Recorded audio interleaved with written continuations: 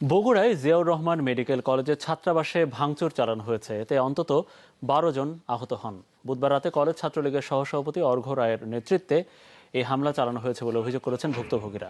হামলার শিকার হওয়ারা ছাত্রলীগ কর্মী। তাদের অভিযোগ, ফেব্রুয়ারিতে নতুন কমিটি ঘোষণার পর থেকে উত্তেজনা চলছিল।